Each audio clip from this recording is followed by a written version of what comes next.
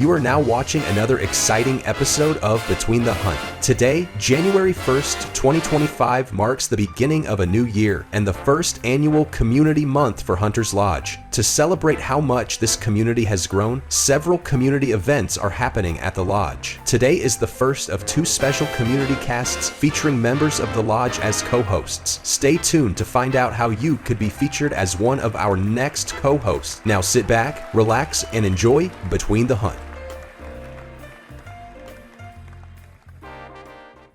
Hello everybody, and welcome back to Between the Hunt. Today is a very special episode. I am joined by three of my community members from my personal community. Just what the fuck is happening upstairs? I'm leaving this in. I'm not cutting this out, by the way. That's awesome. All right, cool, sick. Fucking introduce yourselves. You pick. I don't. Hi there. My name is Rome. Should I just introduce my hours? Yeah. Your hours. What got you? Maybe a little bit about what you got you into Hunt, just so people have an idea. All right then.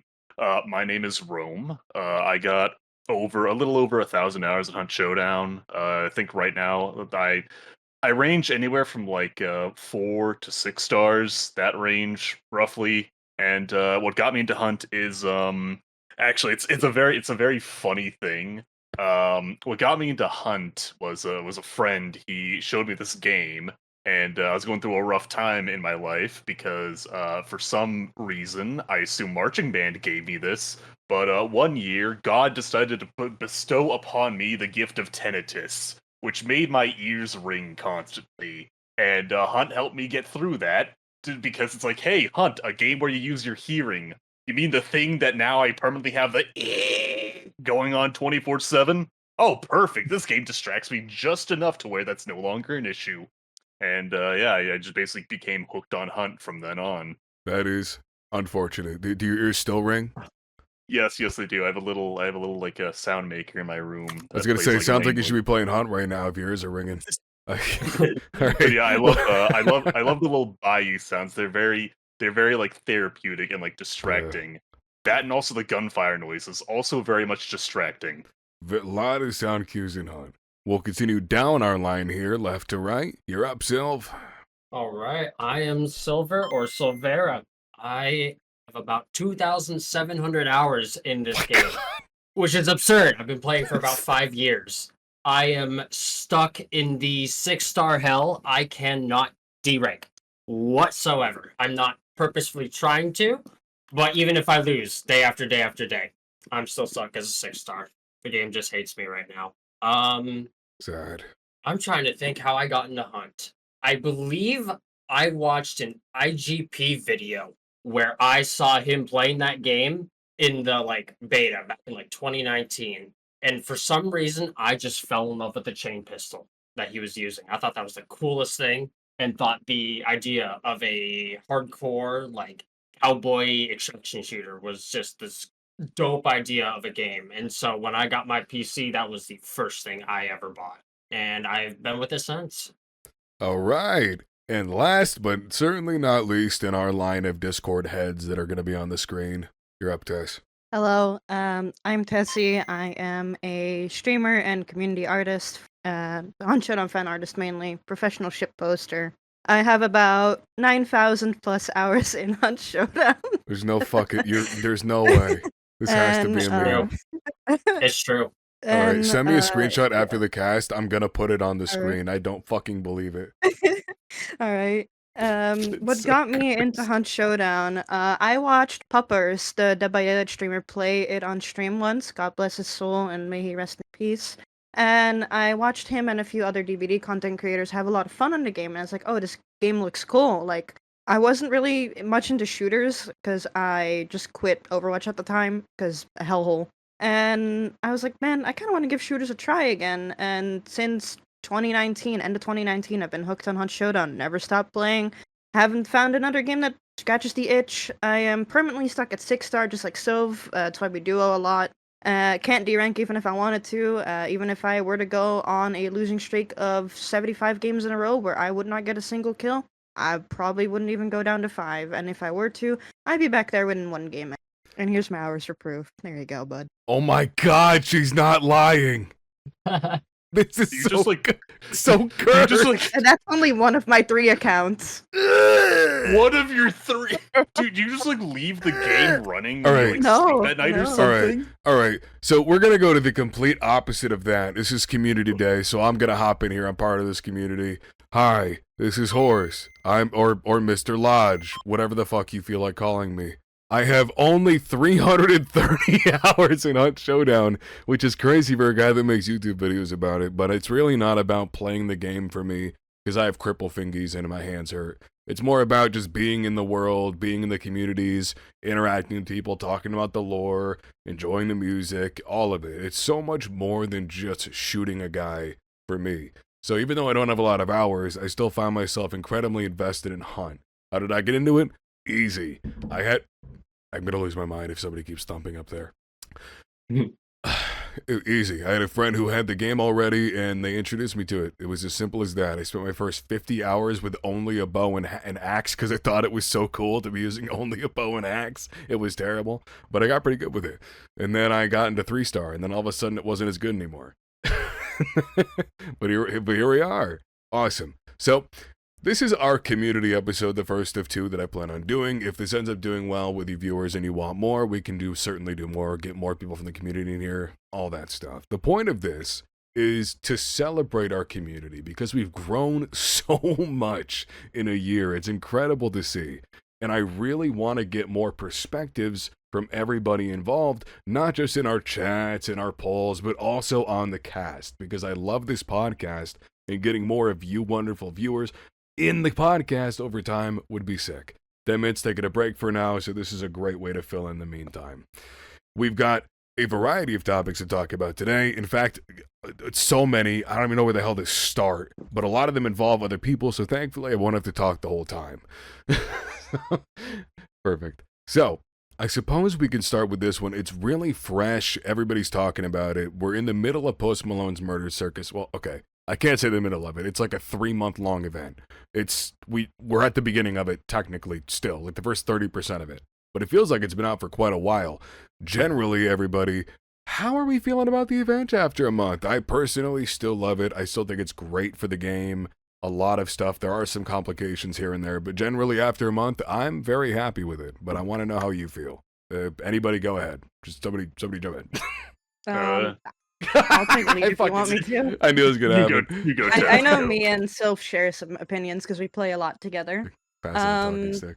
Honestly, the event feels good. I do have some formal complaints about the server stability and stuff like that, but overall, I like the troops around this time. Like the packs are quite enjoyable. I do have a problem with Blademancer, especially in 6-star elo right now. Oh, But it's brutal. It's brutal. yeah, it's fucking brutal. Other than that, I feel like all the stuff that they brought in for the packs are very unique. Like it's stuff we mainly have not seen before, aside from Blast Sense. But yeah, it feels fresh. I like it. The new weapon variants I quite enjoy. I've gotten my hands a few times already on the crack silencer. It feels good. It doesn't feel like a shit silencer. I don't feel like I'm shooting peas and stuff like that. It's fun, and the loadouts are also like very diverse this event. I feel like I'm not seeing Mosin Dolch every single game. I am actually seeing a lot of variety. I'm seeing a lot of dualies being played again in 6-star actually with Crackshot, which is insane. I like Ursa Mortis. I like the idea that we're getting other elite AI in the game now that isn't just Meathead. And I like that, same as with Meathead's Shadow does work on her, so you can just avoid her if possible. And the Circus is a good variety objective. I like it. If anybody else wants to fill in or share their own opinions, go ahead. So if you want to go for test? Sure, I'll go. Go down the line, I guess to right kind to of left. sounds good. All right, so I personally really enjoyed the event for the most part. I love the aesthetic of the circus, and I'm not going to lie. When to bring up the Ghostface thing, I kind of hopped on the hate train of that and thought this Post Malone thing was going to get blown out of the water. But I'm not going to lie, I like it. I think it's actually pretty good. They did it very well. I think both of his skins look phenomenal, to be honest. I personally prefer the Ringmaster one. I believe that's the first one. That one looks so good. Let's see. Ursa Mortis is awesome, as stated beforehand. And this is the first event in a long time where it feels like all the traits feel unique and not one is specifically overpowered, so everyone is just using that exact one, which I am actually enjoying. It is annoying getting headshot by crackshot dualies from 95 meters, but I can live with that. It's fun seeing variety loadouts again instead of, again, just straight meta. All the weapon variants feel really good. I still need my 1865 carbine HV to make the aperture worth it, but HV. yes, Sparks HV too. But I think the skins look great. I think the weapon variants are fun. I honestly thought the Krag Sniper, or not the Krag Sniper, sorry, the Krag Silencer and the Maynard Sniper are going to be more of a pain than they actually are. They feel pretty balanced for the most part. I like the scarce ammo. It's nice not running into Centennial Bleed every other game. And yeah, that's pretty much what I've got to say on it. All right, down the line. All right, my turn. How I'm feeling about the event? I've been having fun with the event. One thing that I really enjoy that like Hunt does is with every new event, they try to do something unique with it. Like I remember when they added in the little like center spot, like when that was like a thing where it's like you go to the center and there's like a bunch of goodies there. And now they have the circus, and the circus, like it's not in a static position, like it moves around on every map. I honestly really like that change, and I like fighting in the circus. Like it gives you another objective to go for apart from like the main bounty area. And there's the little party. There's a bunch of stuff there. I haven't used what is it? What's the weapon called again that has the saw blades? The shredder. The shredder. Shredder, yeah, the shredder. Yeah, I haven't really used that thing a lot, but looks. I mean, good luck. It costs almost double now, so. It was fun in the beginning. I will tell you that. Yeah, it costs. Yeah, before they nerfed it. Yeah, I haven't really used it. Anyway, I'm kind of in agreement with everyone else here. Like all of the troop traits, like. I haven't used all of them yet. I've mostly been using Blademancer because I love using throwing knives. I suck at using throwing knives, but having that is really nice. You can just spam them out on like an annoying hive and not have to worry about like trying to collect them. Or if like you miss a grunt and all of a sudden that knife just goes into the void, you can just like Blademancer it away. I've also gotten a couple of kills with a hunting bow by retrieving the arrow from far away using Blademancer. That has really made a difference in a couple of fights, because there are times where it's just like you use the bow, you try to hit someone, and you supposedly like you hit them like dead center mass, but for some reason like their arm gets in the way and it doesn't kill them. And I am getting a little annoyed at seeing Post Malone's face everywhere I go. It was a little annoying beforehand, like when the event started and like the entire event is based around Post Malone.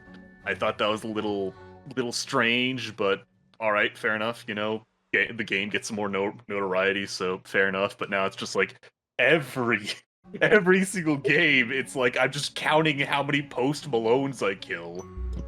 I feel like, and I don't know if it's just me, but I feel like in this event, like far more people, I see a lot more people using the Post Malone skin than I have in previous events when there's like cool event skins going on, like the Viper skin, like when that event was going on. I don't remember seeing nearly as many Vipers as there are Post Malones out there.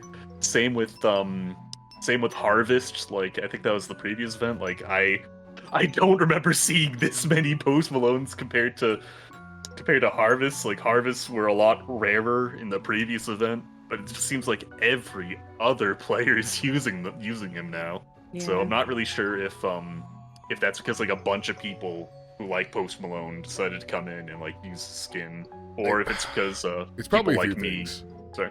No, you're good. Go ahead.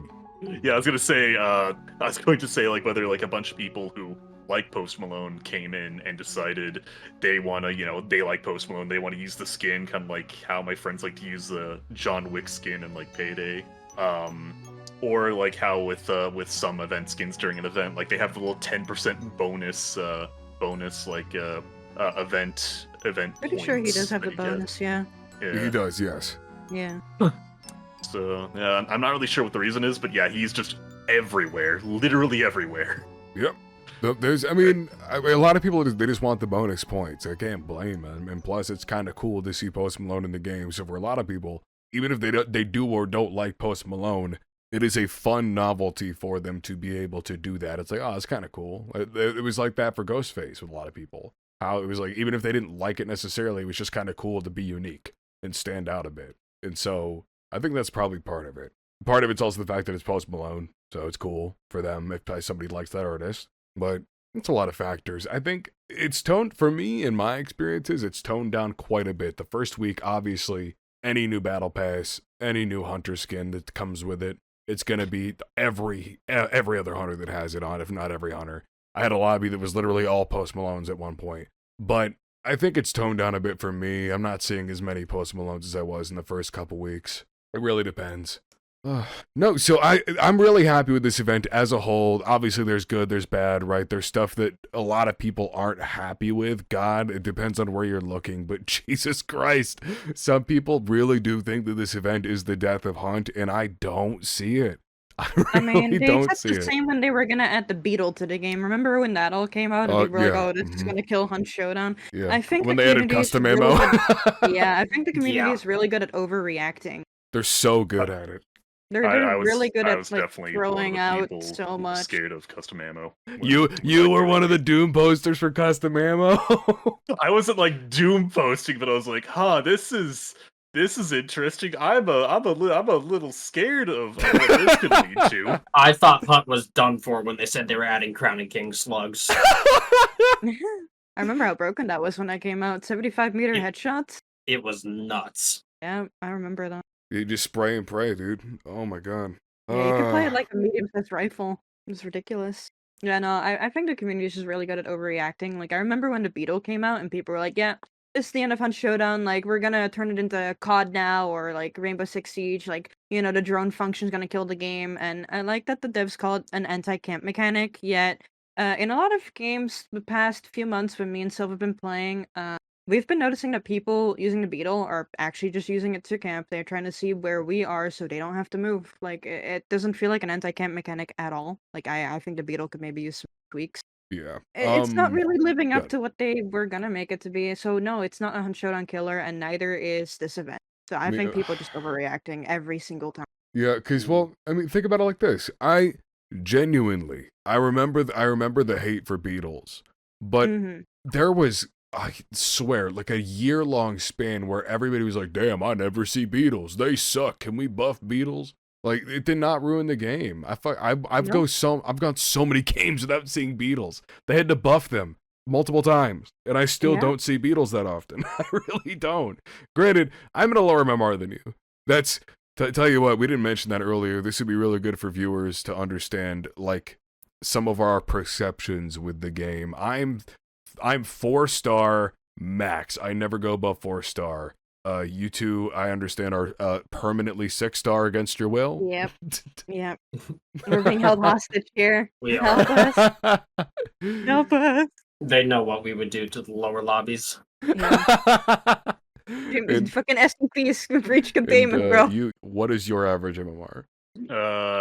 Honestly, I tend to fluctuate a lot. I'm going to say, like, safely, I am probably, like, high 5-star. Okay, so we've got a pretty good range of MMR here. Like, I'm currently in 3-star because I play so casually, but when I play a lot, I get to 4 stars. So this is really good to try and get these different perspectives. This is part of why I really wanted to do the community cast, because this is awesome. I love that, because the MMR is so impactful on how somebody experiences Hunt to an insane degree. Because in my MMR, I could still see a variety of weapons even when the meta isn't encouraging it. I could still see random guys running in there with whatever they found just to fuck around and find out for fun. And I know that for a fact you can go dozens of games not seeing a single person doing that in high MMR because everybody's playing like they've got a gun to their head for whatever reason. It's also the difference in 6-star if you're playing duos or trios. I see a lot more varied loadouts in duos than I do in trios, because you're gonna go against the same trios all night. Like, it's kind of just how bad the matchmaking is. you're gonna see the same 20 people every night on US East in a 6-star MMR. That's kind of just sadly the way the MMR system is, God, despite that's them pushing people up. miserable. Yeah, so if you see certain skin, you hear certain gunshot, and you see certain like movement of the player, you know who it is by name. And That's that's kind of kind of cool what's in a way, sad. but also awful to have to always have the same Every experience. single game, it's the same experience, and you cannot blame anybody for running Mo's and Dolce every game because that's kind of just the survival of the fittest of 6-star. If you're not playing it, you're not winning, likely. And Yes, the nobody only way can you have a blame each other. chance. Yeah, nobody can blame each other for that. It's sadly just what we've been set up for, and sadly, it's why I don't think MMR is too healthy the way it is right now. Like bumping people up to try and fill the gap in 6-star isn't working, clearly, because you're still going against the same people. That's the thing, and like in duos, me and Sylv, sure, we see like the average like 1 to 2 duos that we see every night, but we see a lot of different people in duos with a lot of different loadouts and a lot of different playstyles. Like it's not the same thing every game. And it's nice because I love the Spark Sniper, and I don't feel like I can play the Spark Sniper in 6-star trios, but I can in duos. I'm just gonna get fucking 4 motion shots drifted in my way before I can get one shot off in trios. So yeah, it's nice, but it's also just such a gray area. Like, yeah, you can run variety, but you're gonna have a miserable time. And that's kind of the main problem with the game right now is it gets very stale at high MMR. It's not fun. I kind of wish that we brought back the MMR off and MMR on, so people that want to play with MMR on can play with it on. People that want to play with it off can play with it off. It's just I don't know. I'm kind of tired of only feeling like I can run certain loadouts. Otherwise, I perform like shit. I think the problem with that is they don't want to alienate casual players, so they want to No, I force get the that. MMR so that anybody who is really bad at the game, like me, is forced to play with other people who are generally bad at the game to try and Yeah. integrate them better. But I think if it would be hard, it would also split the player base quite a bit between MMR and not MMR. I think because then you're kind of, and plus people are just gonna go, oh, we're killing the game. We're codifying it. We have ranked mode now. Oh. But so it's hard. It's a very nuanced topic. It's very difficult, and there aren't any easy solutions. If there's an Yeah. easy solution, they would have done it. Like, Oh, I've already heard of a thing people have been doing. So in Bounty Clash, you cannot gain MMR or lose MMR. So I've heard that people are buying new accounts just to like run rampant in Bounty Clash because you don't gain MMR, so you're permanently 1-star. yeah, no, I talked about that in one of my in my Bounty Clash video, where there are people who are Yeah. MMR dropping to get to a low MMR, and then just running the fade on Bounty Clash to get infinite hunt dollars. Yeah, if you're a new account, you stay at 1-star if you I don't play Bounty Hunt. I feel like I do not interact with the hunt community as much as like other people because this is like something I have like it's something that I would think about but not actually Right. like have heard. I remember a while ago I was playing with a friend who I met on a different game and they had hunt and they were like one of the really sweaty try hard 6-star hunt players and back then I was like a 4-star struggling to kind of like get kills and stuff like that. And they would always tell me about these things that like I didn't really know about. Like they would tell me about how you could change that you could change like the filters on your computer so you can like see like in pitch black night, or you can like have like zoom in filters and like have sniper scopes on iron sights and all this crazy stuff that would like be on borderline cheating. I remember, like, I think Hunt like tried addressing that in the post. I can't remember what the program was called off the top Reshade. of my head. Reshade, yeah, they were telling me about Reshade and how all Yep. that stuff was all the crazy stuff you do with that. And I'm like, how do people like learn about this stuff? Like, where's all this information coming from in the community? Because I've never heard of any of this stuff. I didn't hear about Reshade until my friend told me about it, and I'd already been playing Hunt for quite a while. Like I've gone through several events. I have the Plague Doctor skin and all that. And I'm like, where where in the Hunt community do people find this stuff out?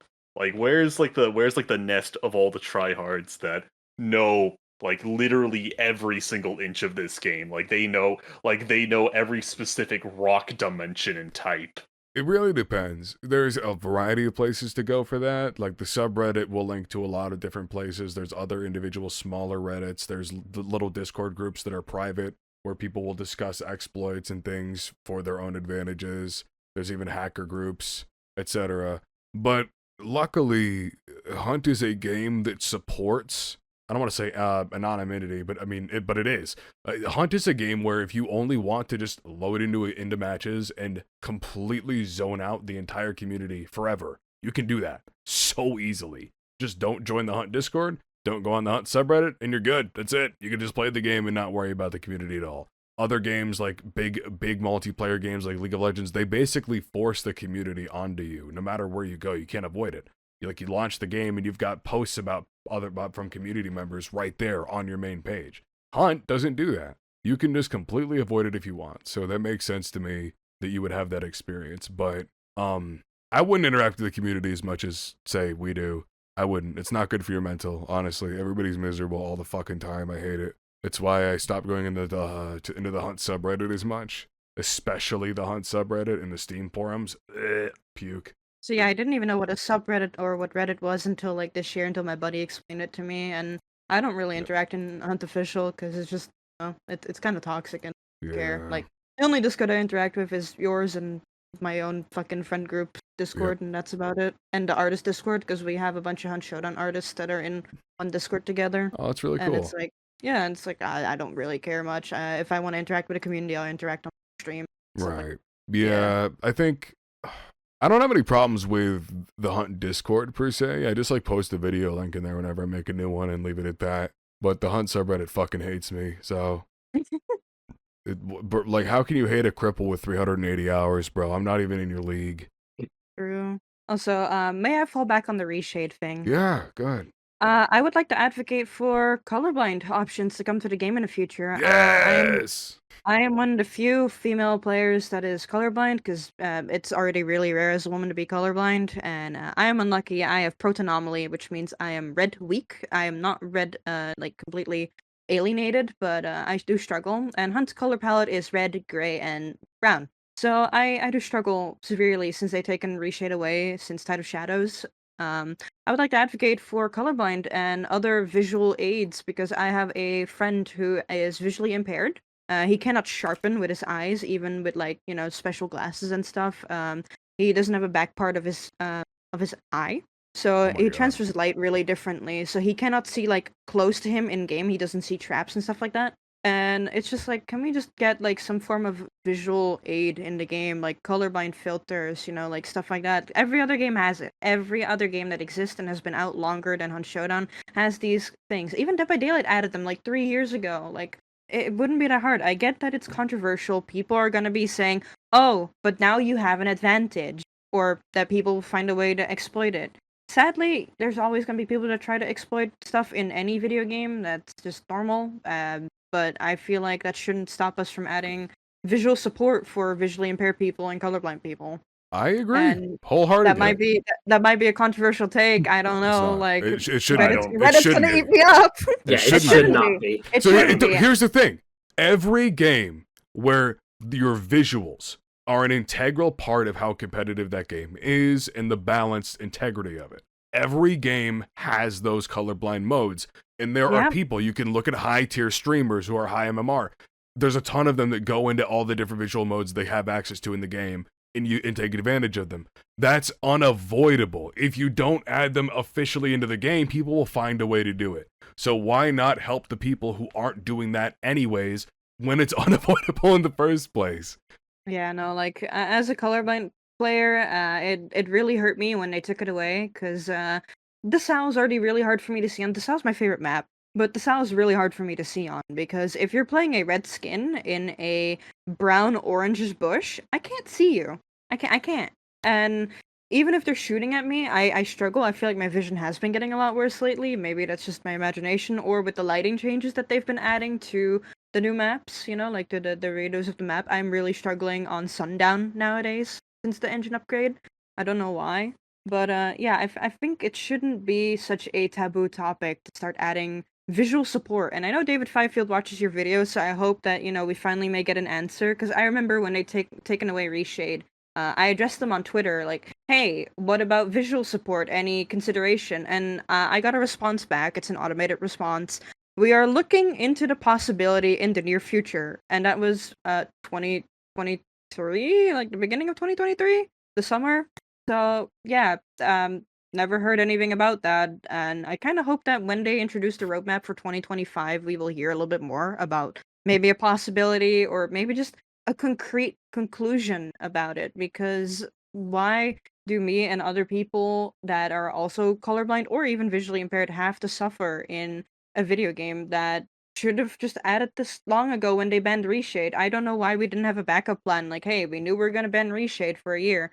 Why don't you just start getting on top of that colorblind support? It's such a weird decision to me, and it still baffles me. And it sucks to have to suffer in a game that is kind of monocolor already. Because let's be real, the majority of the colors in Hunt Showdown is gray with a gray overlay, brown, red, and green. Yep. It's not rocket science to Uh, see that people can be struggling. I was also going to say, I have a friend who's also colorblind, who's like black and white colorblind, and one of the things I like to do on their stream is they have a filter on their stream that replicates what they see in game, and I always loved like kind of watching them play while they had that filter on. Like, wow, this is cool to be watching it from this point of view, but also they have to like struggle so much trying to Yeah. they have to overcome like another obstacle that's not even like a part of the game. They have to overcome this. It also gives you severe eye strain and can cause migraines because you have to focus so hard. Back when reshade was still a thing, I got called out a lot because I stream, and you would be able to see my colorblind filters on stream. I had a lot of people come in hating on me just for using colorblind support. I had to start making commands to explain to people why I'm using reshade. And, like, it still got me a lot of flack, and understandable so, because considering what you can do with reshade, but I was just using it for the colorblind mode, and I would have to pull it up to show people my settings. And recently, I did a little comparison with a online simulator where I went back into Twitter, into my history, when somebody tried exposing me for being a fake colorblind. Turns out they were colorblind themselves, the same one as me. And so I've generated some of those images with a filter over it to see what it looks like from my perspective, with and without reshade, and with and without the colorblind. And people are understanding now that this is important for a lot of people. And people can tell me, oh, just get colorblind glasses. You know how expensive those shits are? They're really fucking expensive. I do not have that money laying around for a pair of glasses just so I can play a video game. It shouldn't be your responsibility to have accessibility in a public Exactly. multiplayer game. That should honestly, there should be laws forcing it, but that's my Yeah. opinion. Yeah. And I'm glad I could give this some light because this is genuinely really important to me and a bunch of Yeah. other people that I know. Like a bunch of other streamers that I know, they have the glasses, and like I just can't afford them. Like it's so expensive. I get it. No, and that's part of why I wanted to do these community casts once in a while, because I love that we get to bring in all these different perspectives and issues. If and you have want to add the experience. screenshots to them, I'll link them in the chat. Yeah, as well. please. I'll put them on screen here. Here, this is on Showdown without any colorblind settings, any reshade form. Screenshots were taken in 2021. Let me take a look. And this is with reshade plus the simulator on top of it. So right is my vision, left is what it would be normally or with reshade. The game is very devoid of color for me now, because the top two shots, left is normal for y'all, right is my vision. Bottom, left is with reshade what y'all would see, right is what I see. It's a night and day difference. Yeah, the game's a lot more vibrant. So I'm sad that this tool has been taken away. I Also, get why it had to be taken away, but it still sucks. There's got to be somebody ruining something for somebody else. Yeah, of This course. is why we can't have nice things. This is why we can't have nice things. All right. Well, we've got a fucking disgusting amount of things to talk about, so we should probably jump on to our next Good job. topic here. All right. So we've talked a whole buttload about this event. Quite a bit, actually. What about other events? So I think that it's a really good topic to talk about how we feel about how this has compared to other events. We don't have to go in super great detail with previous events, blah, blah, blah. A lot of the people listening or watching have played these previous events. They know. But to Cliff's notes it, how do we think this compares to other events in the past? Any of you could start. So, at least for me personally, these do not top any of the, I would say, OG events. Those were, at least to me, something else. I loved those events. Yeah. But in the past year or so, this has been my favorite event Really? since yes. Um, with probably Desolation's Wake coming in number 2. I really enjoyed that event. I thought the cart mechanic that they added was really cool. But there is enough content to justify this being like a true event. Because I'm not gonna lie, Harvest of Ghosts kind of just felt like a filler. It wasn't an It, event. Let's not sugarcoat it. It wasn't an event. yeah, It it was a just fucking season. exactly. Nothing like yes, they added Bounty Clash, but nothing felt new or completely fresh. It just felt like a built different Scorched Earth. But out of because my previous favorite event in the past few years has been the Inferno events. I absolutely loved those, and I think this one is finally topping that because we've already mentioned that the traits feel relatively useful. There's not one particular one that everyone's using. And I think that right there solidified that this is probably my favorite event since then. Solid take. I guess I'll go. Yeah. Compared to previous events, I've been enjoying this event. Like, I feel like for me personally, when it comes to my experience playing Hunt, I didn't take too much of a note during the past events, but as of late, I've kind of been taking more note of them. And this event, compared to previous events, I have to say, it has been enjoyable. It's added like a unique, it's added some unique twists to the game. In terms of the packs, I gotta say, like the packs, the troops, like they're all great. I said, like we said that before, compared to previous events, I feel like the troops have that I am just stumbling You're okay. all over my words. Compared to previous events, I feel like these traits, like they're not like the best traits that we've had, but they're also not the worst traits. But they are very good traits. Like the ability to mess with opening and closing doors is very creative and fun. Blademancer, I feel like, is more of a quality of life. I feel like it's mostly a quality of life trait, or perk, compared to like it being like a combat perk. Just having the ability to clear out waves of AI without having to worry about how you're going to reclaim your throwing knife, throwing spear, or throwing axe. And getting like free dark sight is a very useful tool, especially if you're a little bit skittish of going into a compound where the boss is already banished and you're like, well, I'm gonna be outgunned, they have dark sight.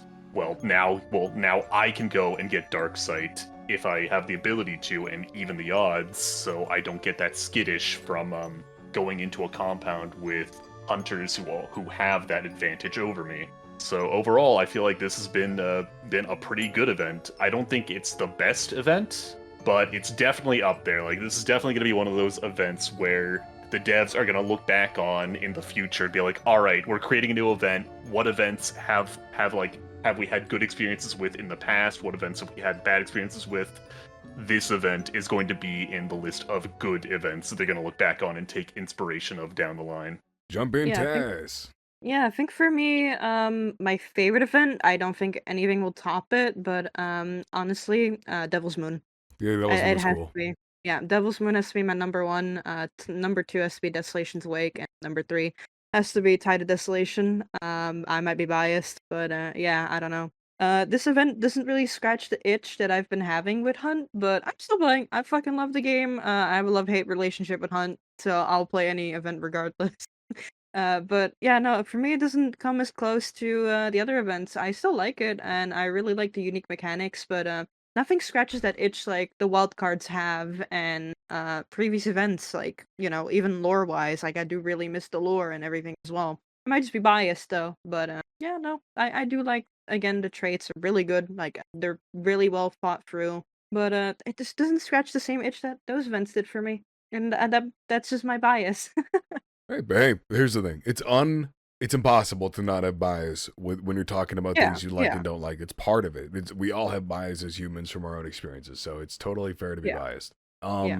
For me, I think that this event felt grand enough, introduced enough new stuff, and had enough content to be rated very highly compared to other events in the past. Because when you look at the official list of events in the Hunt Showdown wiki, which I've done extensive research on for different videos, they consider fucking anything an event, for God's sake.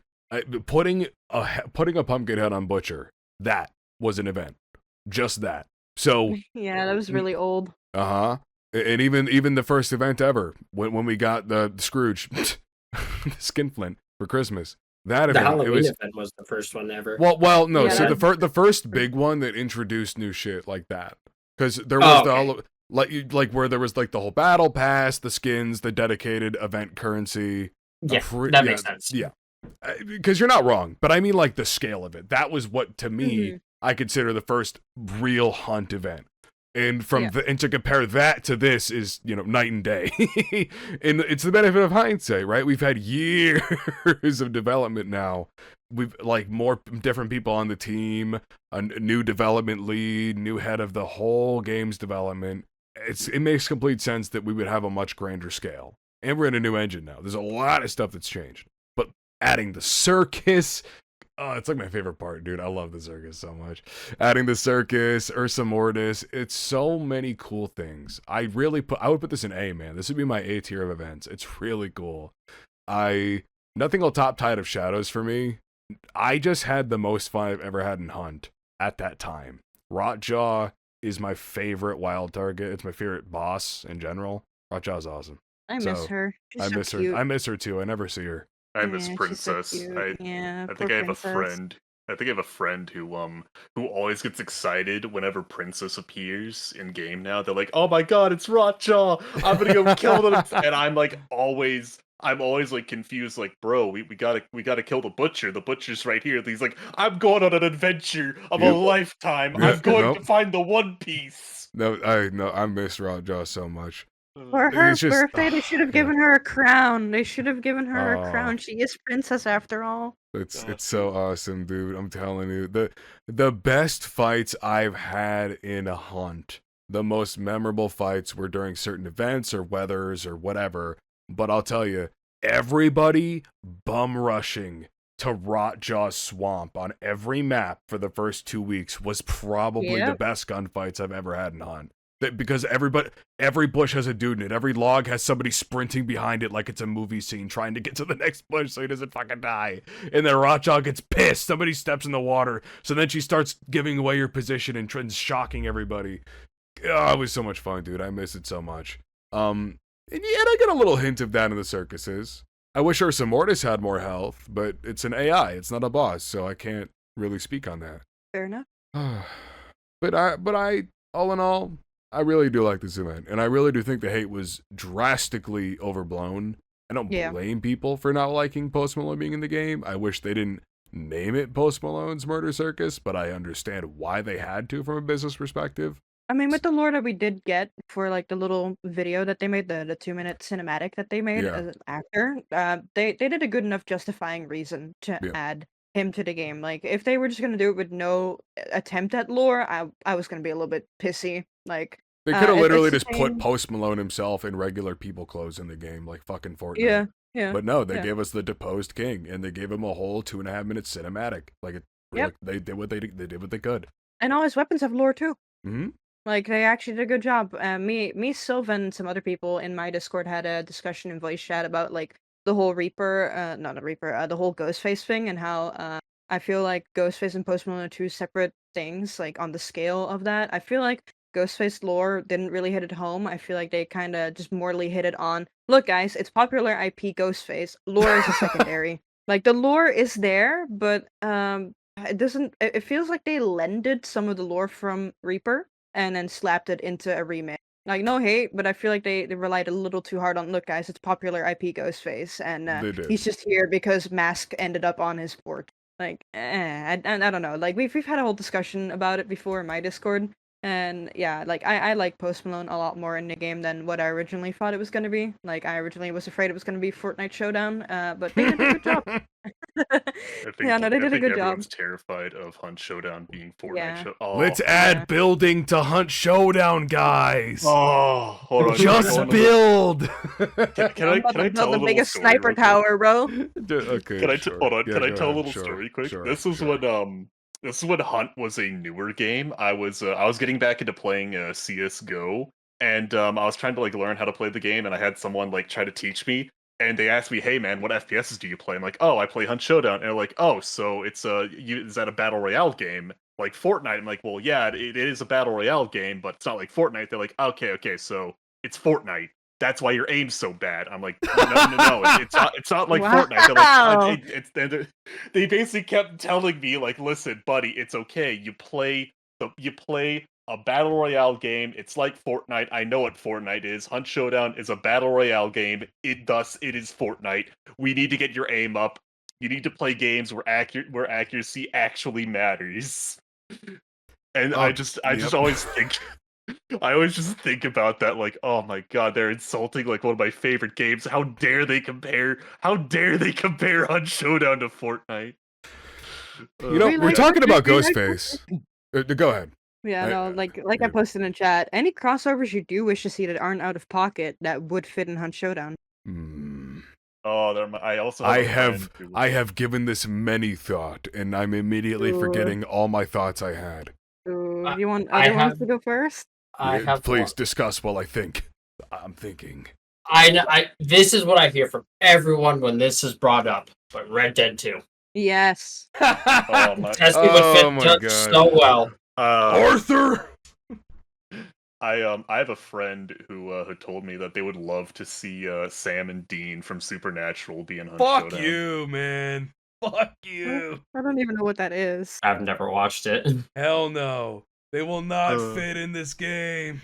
I know one of my friends really wants Clint Eastwood in the game. That is But fitting. these would be awesome. That Yeah, is one of my fitting. buddies really wants that. He mains the kid and he really wants Clint Eastwood in the game. Like how he looks in A Fistful of Dollars or The Good, Bad, and the Ugly. Would be The Good, Bad, and awesome. the Ugly. That'd be sick, dude. Yeah, it's what he really wants. I know that's one of John his dream Wayne. crossovers. John Wayne.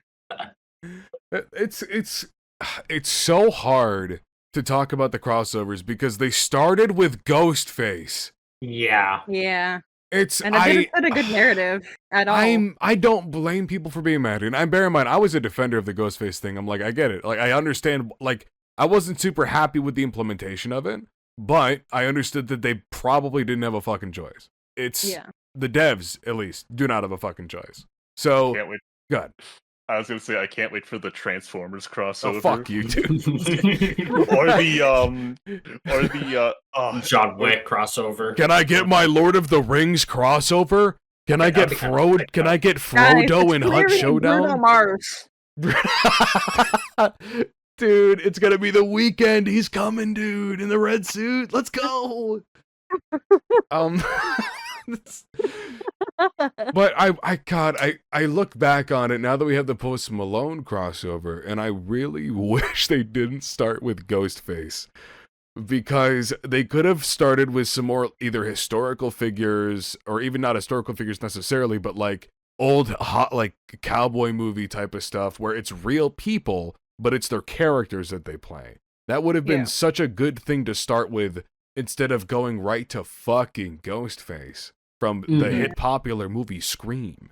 So it gives me a warped perspective because now it's like I tell myself, oh, that's too much for Hunt. But is it? Is it too much for Hunt now? Because we have Ghostface. Man, Don't worry, Ed Sheeran collab next. I swear to God. Just, we can have anybody. Just put a cowboy hat on him. It'll be perfect. Get ready for the Warhammer. Give me the Barack Obama crossover and Hunt Showdown. Yo, Five Nights at Freddy's cross. Five Nights at Freddy's. Where's Purple Guy? Yo, it's the Statesman. He's wearing purple. Dude, I can't. No, Freddy Fazbear's the new boss. New wall target. Where is Jason Voorhees with a cowboy hat? Freddy Fazbear's Ursa Mortis. Freddy Five Bear. Someone's gonna make a mod where they replace the Ursa Mortis sounds with fucking Five Nights at Freddy's voices. Dude. Ursa Fazbear. Okay.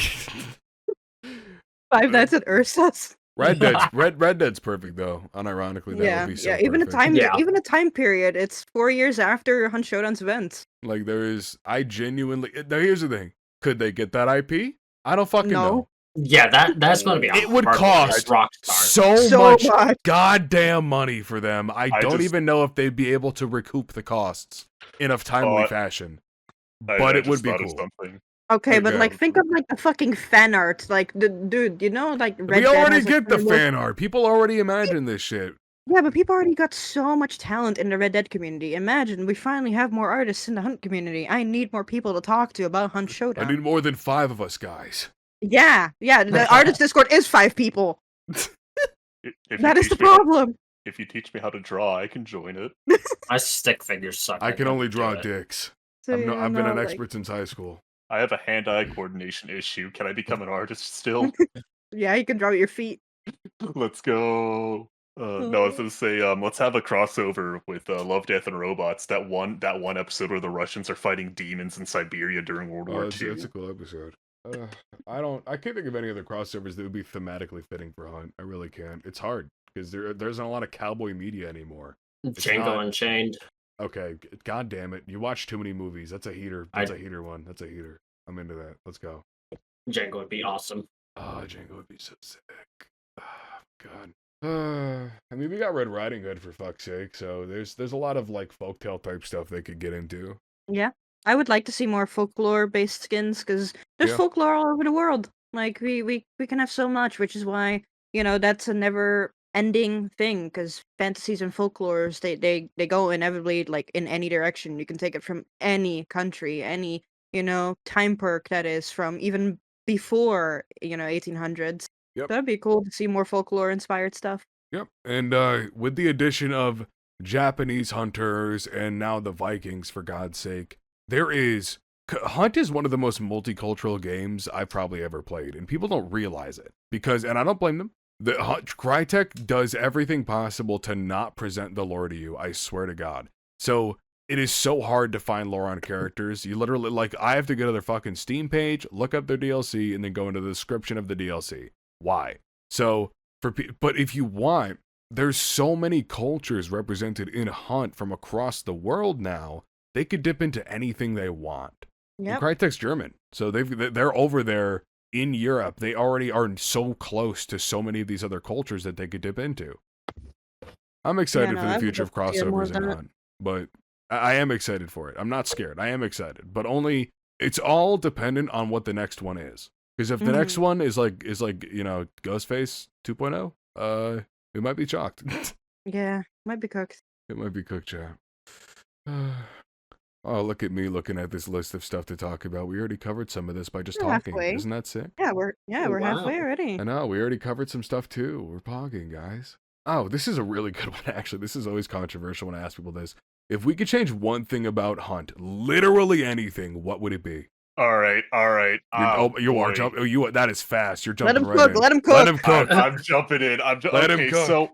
So I feel like this is a bit of a loaded question because for me, I view this question in two ways. There's the technical way where it's like the one thing I would fix is the servers actually working for once in my fucking life. Hey, For the that's love key. of God, there was literally a 2-year span where I couldn't play fucking Hunt Showdown Let him because cook. for some reason the game would not function on my computer. I literally went to the fucking support people saying, "Hey, I've missed out on 2 events. I can't get Hunt to work. Tell me what the fuck is the issue with the game?" And literally all they did was, sir, here's what you're gonna do. We need you to drag this file, and you're gonna send us that file, and then we'll get back to you in 2 to 3 business days. They get back to me. I'm like, okay, what is the issue? What do I have to do? I want to get back in the event. I missed out on the cool shotgun skin, the eulogy. I want it. I don't want to miss out on another skin like that again. What do I need to do? And they just shrug their shoulders. Yep. That if the one thing I would fix about the game on a technical point of view is fix the fuck is it optimize the game. Like I feel like the game has a lot of optimization issues, and when they were doing the engine upgrade, this is the one thing I really desperately wanted them to do is make Hunt run like an actual game, because there are just so many technical issues with the game, from the servers to my computer for some inexplicable reason just not being able to run the game for no reason, to graphical issues, bugs, glitch. Oh, even when the there are so many technical issues wrong with Hunt. Like I would be happy if Hunt took like if Cryotech took half a year, didn't add anything new to the game, just sat there and just undid all the spaghetti code and make the game actually function. Because right now I have I got a 3070 Ti in my computer, and I struggle to run Hunt on low graphics. Why Me too do with I my 4070 struggle? Ti. Yep. Why do I struggle? Yeah, I The- got a 2080 Super. Like, why does why does my computer struggle? Yep. Ugh. But yeah, Ugh. technical issues aside, then there's the in-game stuff, which, like, everyone has a different computer. The devs are constantly working on making the game better. Maybe that's something you can't fix. So what's something in the game that you can fix? This is something that I'm not really sure about. Like, maybe it's sorry. No, it's okay. You got heated. It's all right. You were cooking. You were cooking. Okay. Sylv, what would you change? What's your one thing? No, I'm not. I am done. Oh my god. Let him go. The one thing I would change is add a winter map. That's the one thing I'm done. Still, you can go. I'm sorry. You're like, all right. Fuck fixing the game. Actually, add snow. Anyways, go ahead. So he just won my heart over. He spoke everything on my mind about the server issues. Oh my god. Before I go with something to change, I feel like a pretty solid idea they could do is if they don't add anything for 6 months and just focus on doing like fixing everything, they could bring back some previous events such as Desolation's Way, Tide of Shadows, all that stuff. So for the people that didn't play, they could go back and buy the battle pass and still get the event items out of it, so that Crytek is still making money and people are getting some of the skins that they want. R6 did something like that. I believe it was called Operation Health. Yep. I don't play R6, so don't quote me on that. But hey, just throwing that idea out there. But Nice idea. something to change about Hunt. I don't know, Tessie, you should go while I think about this. Okay. All right, let him cook. Let him heat it up. Well, it's not really something I want change about, but I would like to see some more love for hit registration. Ever since Bullet Drop came out, hit registration has been really struggling, and it's been kind of painful seeing my shots just no reg. Even if people aren't playing on high ping, just the hit reg feels fucking off right now, and it feels horrendous. And not another change, not really a change. Please let us 3D view character models in the game, just like you do with the weapons. As an artist, kindly asking, because it's a pain in the ass to lend people to go into the training range to hold them hostage for 10 minutes so I could take pictures of the fucking characters on high quality and break my game further. Please let me just rotate a character 360 in a normal daylight and not the either blue hue over hue or whatever is going on in the menu like Post Malone's Murder Circus, so I can just fucking draw the characters properly. I'm asking very nicely, please. No, so it's funny you mentioned that. I have some other, okay, if I wanted to be like the world peace type of thing where you want to help other people with your one thing you'd change, it wouldn't be this. But if I wanted it to be completely biased just for me, please add creator-friendly tools to the game. For the love of God, literally anything. Yeah. I had to give up making the Exploring Hunt series because I could not reliably explore the map by myself without getting killed. I would have people who would hear me step on a branch from 2 compounds over and echolocate to my location and come and kill me while I was trying to record this fucking rock next to Grizzly Lodge. And this is not a fun experience to spend hours and hours and hours and hours and hours and hours and hours trying to spawn on a specific map near a specific compound and then not die, while also not having some stupid asshole grab the bounty token immediately within 2 minutes and just leave, putting me on a 5-minute timer. That was why I gave up a whole series that I fucking loved doing and came up with the idea myself, because it was so impossible. I can't get good renders of hunters to use as PNGs for my videos anymore, because with the new light engine in the game, they look terrible. That's why I use the old deep-fried hardened PNG for all my stuff. I only have 4 hunters in those PNGs. I have Don't Harden. worry, a few more months and I'll make you some. Dude, that's what I'm saying. I have Harden, I have Lonely Howl. No, I don't even have Lonely Howl anymore. They got deleted. I have Harden, I have Deckhand, I have Carcass Gunrunner, and I have the Reptilian. Those are my only 4 hunters that I have in the old light engine with their previous renders. So now with the new stuff in the lobby where they have lighting on them, it just looks terrible when I fucking screenshot it and try to use them as a PNG. And Not that's to mention they butchered a lot of characters. So if you go in like games, some Yeah. characters' beards and hairs are absolutely fucked. yeah, they My look the poor models little look man awful. union suit. Yeah, my poor little union suit as an example.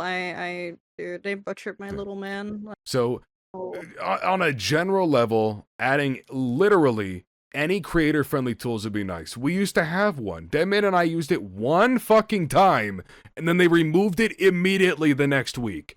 In our first Yeah, it's Between the just- Hunt it's just episode. people were abusing it. People Yeah. were making it so you had no gun model to gain a Yeah. visual advantage and then add a crosshair I overlay. fucking hate people, dude. And now that I literally we used it to record footage of a church, a fucking Healing Waters church, without our Yeah, look at guns what they being in done the to him, goddamn man. view. And then they immediately removed it.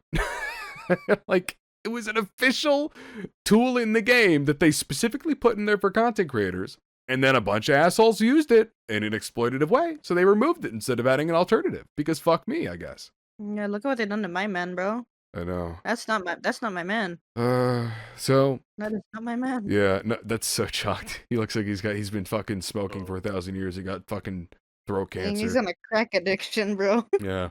So if I was going to be personally biased entirely, I would say creator-friendly options. Not only would it help me significantly to make cool and unique hunt content, it would also help other content creators join the hunt space without it being fucking impossible to make cool and unique stuff that isn't just fucking gameplay. If I was going to be objective and help everybody else, damn it, I don't know how to do self-help. Self, jump in there. What do you got? What do you cook? All right. So I've got two. Ooh. First is some better aftermatch details. Okay. I think it'd based. be really cool to see like the map and be like, okay, this team spawned here, this team spawned here. This is the path they took. This is where they fought. Because a lot of times you'll be in your aftermatch details, and yeah, it tells the time of like when you killed someone or died to someone. But you'll be like, there were 3 random solos. Where the hell were they the whole game? Or Yeah, I you'll love a 3D match replay. Yeah, or like, even like a 2D like top-down match replay would be nice. Like some games that have like just these little icons that you see them move around the map, and like an X will pop up if they kill somebody here. And exactly. Also, can you see what skins you killed? Because sometimes Yeah. I'm so confused on who the fuck I killed and when. yep, Yeah. And then the second one would be the ability to go into like the matches in like a single player aspect. Kind of like what they have with Trials, where you could one as a content creator go and make some content. Like I feel it could be really cool if people started making some like cinematics. Kind of like what Rust YouTubers do is they'll make some like cinematics for their like movies and videos or whatever, and I think those are some of the coolest things ever. I feel like Hunt would be really awesome to have some of that, just so you could create like a whole story for like a match that you have, if it's a wild match, and it'll help new players be able to explore and start understanding the maps without having to worry about having a crosshair on their head from halfway across the map. yeah. What would also be really good with the match replay is a lot of streamers started doing gameplay reviews of viewers. Like, look at Calamity. He's been doing viewer like days where he just lets viewers submit a whole match. It would be nice if you could just submit a game code, like how they do in R6. You can submit a game code and somebody can analyze the whole game through a 3D match replay. Like it would make CS like has that. seeing Yeah, your yeah, CS has mistakes, no matter like what skill level you are, new or OG. You can see like the mistakes you made, or like just generally like look at shots. It would also be easier to detect cheaters and exploiters this way, and it would overall be quite healthy for the game to add. Yeah, I know it's a complicated system to add, and I know it requires a lot of manpower to make something like that work, but I believe they could make it work. I think- would love Go yeah, I was gonna say I would love like an aftermatch report that like shows you like where everyone on the map went, because I remember when I was learning how to play solo, there were multiple games that were like full lobbies where I would claim both bounties and just extract without a fight, and I'd be wondering like where the hell everyone went that match. Like, what the hell happened? Why did I fight no one? Why did I just get 2 bounties for free? What were all the enemy teams doing? And I kept asking myself that over and over and over until one day I decided to just go into matches with the sole purpose of killing myself and then just spectating other teams to figure out what the player base was doing, because I was honestly confused as to what everyone was doing. So I would love that feature. It would also give players like like if there was like a really good team in that match that won, it also give players an opportunity to learn what like good players are doing to try and improve at the game. Yeah, and it's not always like, oh, this guy is better than me. He must be cheating. I'm gonna report him, and then the report function becomes useless again. There's so much they could do. It's hard. I feel like there's a disparity here with Crytek's goals for Hunt, because adding stuff like the 3D match replays, etc. If anything, that would codify the game more than anything else they've done, because then you're adding out of game tools and to make it feel more like a game and less like you are a hunter in Louisiana. So I understand why they don't want to do these things, plus the fact it's going to cost them a small fortune at the beginning to do these things, and a lot of time. So it's hard. It's hard to decide what the best idea would be. For the health of the game, I think these things would be nice. Over time, Yet also the people 90% of the appreciate it. community thinks you're cheating if you're better than them, so it would also Yeah. give people more of a gratification, like, hey, maybe this player was truly just better than me. Maybe this guy just got lucky, because I have a Steam profile full with cheater accusations, and I'm not even good at this game. So just imagine when I see somebody that's better than me, which is not hard, but like I have people on my friends list with thousands of comments about cheating, and it's like, Yep. Crytek definitely would have banned these people 5,000 hours ago if they truly were cheating. Yet, people say that Crytek and the cheaters are in cahoots, and a 3D match replay would show them, hey, maybe this guy was just better than you. Maybe your positioning was just shit. Like, cope. I love collecting those comments. Me too. It's a badge of honor, honestly. But it also sucks for the Crytek team because the report button cannot be taken seriously at all. Nope. It's that's I talked about that in a video too when I was talking about the new report system they have, the fair play task force, etc. It's like it's up to the entire player base to combat cheating as well.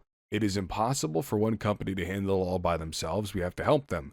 So false reports, where it's pretty fucking obvious you just got outplayed, they gum up the system so hard, it makes it so much more difficult to get to the actual cheaters. So it's really important to just take a step back and really assess the situation and take like 5 minutes, if you think somebody is sus as fuck, to just spectate them and see how they play for 5 minutes after they kill you. And I feel like 8 times out of 10, you're gonna go, okay, that guy just got lucky, or that guy was cracked. So Plus, I see so many 4-stars saying, "Oh, this game is riddled with cheaters."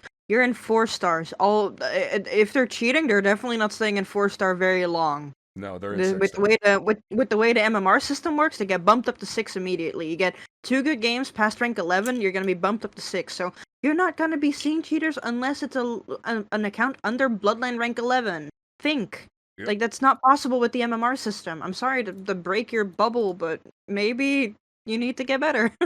And like it's well, and people will tell you this, like, oh, like, well, what if I just caught one of their games on the way up through their MMR? I'm like, that's possible. Yeah, That's The possible. the Indeed. likelihood is very low.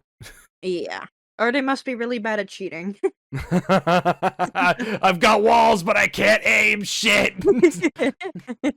Fuck! I keep missing. I mean, I've seen a cheater before who was shit. They were aimbotting, but they didn't have magic bullet, so they were trying to shoot for concrete without magic bullet, and they just killed. Yeah. Like, yeah, some cheaters are not, gonna have every cheat in the book, but you wouldn't see cheaters under 5-star MMR very quickly unless they are a completely fresh account, which is usually rank 11, rank 11 and below. But then they get bumped up immediately with the way the MMR system is now, because it's open MMR, which means it's gonna be basing you off of your match performance. So if you were cheating and you get 8 kills in the first match, and you either were to kill yourself or to just die to another player, that's only gonna set you back by a little bit, not by much. If you get 8 kills again, 8 kills again, 8 kills again, and you keep doing that until rank 11, you're immediately gonna be 6-star. So you're gonna be going from protected MMR to 6-star. So yeah, you can only find a cheater probably if they're under rank 100 usually. But yeah, I don't know. Like, Hey, there's a lot of cope. hey, horse. Yep. Do you mind if I ask something? No good. I was wondering, could we? I've asked this in the chat earlier, but like one of the Sure. questions I thought this could be something we could talk about later, but I thought maybe right now would be a good time to talk about it. What tips could like we give to like newer players or players trying to improve? Because we were talking about how like a bunch of people are saying how like some people would be accusing someone of cheating when maybe they just got outplayed. Well, I'll tell you what, I think the best way to go about this, because if anybody was listening to our dumbasses long enough to get to this point in the podcast, they would probably want to get the higher MMR players' perspective first. So I don't want to withhold that from them. So, you two fuckers on the right, give us your tips for new players. Allow us to introduce ourselves. Hey, Oh, boy. I'm still 5-star. Yeah. Wow. Paltry 5-star player, peasant. Let the 6-star Chads Do have you the have floor. 2 million hub dollars? I don't think so, buddy. Sylph, you go first. All right. I would say the few biggest pointers I have are learn the maps. I understand that takes a long time, especially in Hunt, because you got to learn every entrance, every peak, every corner of every compound on right now 3, going to be 4 maps. But I have found that understanding the compounds allows me to make rotations and move around so I can outplay other people. And doing that, if your biggest advantage in Hunt is to basically, how do I put this? Just be unpredictable. The more unpredictable that you can be, the better. The second, you probably may hear this a lot, don't peek the same corners. I still do it. Don't You ego a peek. lot. I ego peek a lot, and I shouldn't. We 1v1 sometimes. He egos me way too much. Yeah, because I know I can kill you. All I try. right, so let's like completely baby this situation. Explain the terminology you're using for somebody. Okay, so let's say you are at Fort Karmic. You are up on the roof, and there was some dude down below in the logs, right outside the front of it. If he shoots at you up on the roof, yeah, you can be unpredictable and peek a little different angle, but don't peek exactly where you were the same time because he is more than likely going to be holding that. And that can be applicable to any window or anything. Just don't peek the same thing a second time because they are more than likely going to be holding it, waiting for you to do that and just blow your head off. Yep. Hunt is a game that encourages just taking those extra few seconds to get to a different angle so easily. You have time in firefights a lot of the time if you have distance. So take that time and use it to your advantage. And going back on understanding the maps, if you know a different peak, you could more than likely win because you know where he's at. He's expecting you to peek the same spot. You go up a ladder and peek a different window. Boom, you have the advantage right there. And then my third one is if you want to get better with aim, 1v1 with a friend in the shooting range and start to understand the weapons and how they work and just play with them in the shooting range. Just shoot your friends, try and win. Kill them as much as you can while they do the same back at you.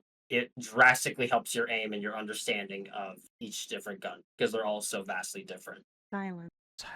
Yeah, no, I agree with Sylph. Sick. One thing I would like to add onto Sylph is movement. Movement's very important in Hunt Showdown. Despite being a more stealth-based game due to all the sound traps and everything making noise in the game, movement's very important. If this guy knows where you are, stop crouching. Start moving. That either means fall back or just don't stand still. Standing still is 90% of the time going to get your head taken off. And I'm also going to add on top of that, 90% of the shot that you don't take are shots that you will miss. Always try and take the shot if you have one. Do not underestimate your ability. Always feel confident in a gunfight. I am a very unconfident person in a gunfight, so I feel this a lot, and you will fail a lot more. Just take the damn shot. You'd rather fail a shot and be able to rotate off of that because now the people that you shot at unexpectedly are gonna hunker down. A lot of people are scared the moment they get shot at in Hunt Showdown. They're like Bambis. It's a deer in headlights moment. You get shot at, you freeze up, that's how you're gonna get killed. Just keep moving. Learn how to jump peek, learn how to make rotations. Rotations are very important in Hunt Showdown. Probably one of the most important things that you can know with map knowledge is how to rotate, just like Sylph said. Like, rotation is key. Not just as a sniper player, but also a shotgun player. What you can do, let's say you're at Mob Battery. You're in the side buildings. If the team from the inside is shooting at you, what you can do best is try to hop out the back of the building and try to get on the metal roof on the back. Now, what are you going to do from here on? That is up to you. Are you going to try and rush a door, or are you going to hold an angle on that window? You can keep rotating through compounds. You don't have to just stay in one position. A lot of people feel too scared to move out of boss layer or anything. Like, the moment you all have had fights where they're not even boss layer team and they start concertina bombing themselves inside a building while boss team is on the fuck off other side of the map. Just don't be afraid. I know that's harder to do. Like, being afraid is very easy in Hunt because there's so many players on the map. Sure, there's so many different guns you can be getting shot at, but if you know what you're getting shot by, if this guy's shooting you with a pistol, he likely has a shotgun. Rotate away from him. Don't let him get close. Because if you catch that guy in the open, you will have the upper hand. Don't be afraid to be a weak link either. You can still give information. Audio, visual, everything's key. If your teammate doesn't see something, call it out. That's what I have to say. All right, Rome, you jump in. You are higher MMR than me. I'll be last. All right then. One of the tips that I would say is master the Winfield. Yes. Actually, yes. Winfield is one of the easiest guns He's to start out cooking, with. too. Yeah, he is cooking. No, he is cooking. Yeah. So this is gonna go a little off topic. So in other FPSs I've played, example, Team Fortress 2 or The Long Dead, and oh god, may it rest in peace, Heroes and Generals. One thing that those games, kind of like the more I played with them, the more I kind of understood about them, is how important a starter weapon is. The starter, like, you have, like, for those games, both of them, for the starter weapons that, like, in the case of TF2, the stock weapons, and in the case of Heroes and Generals, the basic starting rifle your character was given, was a very deliberate choice. Well, at least for Heroes and Generals. TF2 didn't really have an option. But Hunt Showdown is the same way. The first weapons that you were given in Hunt Showdown were very thoughtfully picked. The Winfield being one of them. The Winfield, even though it is a starter weapon, do not look down on it. The second you master that gun is the second you become one of the deadliest hunters in the Bayou. That gun will not only win you games, but also teach you how to keep winning games. There are multiple times where if I feel like I am getting shit on time and time and time again, I don't look for the Mosin, I don't look for the Dolch, I don't look for the Crown and King, and I don't look for a Spectre. I look at the Winfield. I pick that thing up, get back in the Bayou, and tear it a new asshole. Learn to master the Winfield, and you will learn how to master the game. That being said, the Winfield is not meta. It is just a good gun that'll help teach you how to play the game. Even if you are not hitting headshots, you are still going to be dealing damage to hunters. So yeah. It is a very well-rounded weapon and one of my personal favorites. Yeah, very well-rounded. Once you master it, you basically master the game at that point. Move on to other weapons, and yeah. Yeah, get comfortable with one weapon, or learn at least one weapon in each category. Well, I'll tell you what. I'm going to go in the opposite direction of everything you just said. Fuck this guy. No. It's great advice. But what I'll tell you is something that a lot of people will refuse to tell you, especially people at high MMR, not to dig on two of my co-hosts here. Try everything. Everything in Hunt is deadly. Everything in the game, even choke bombs, can kill somebody, unironically. So don't look at what the best streamer is doing, what your favorite Hunt YouTuber is doing, and go, I need to copy this guy's $2,000 Hunt loadout every game or I'm not going to win. Fuck that. Try every gun, every consumable, every tool over the course of all these different games that you play, until you find those weapons, tools, and consumables that click for you.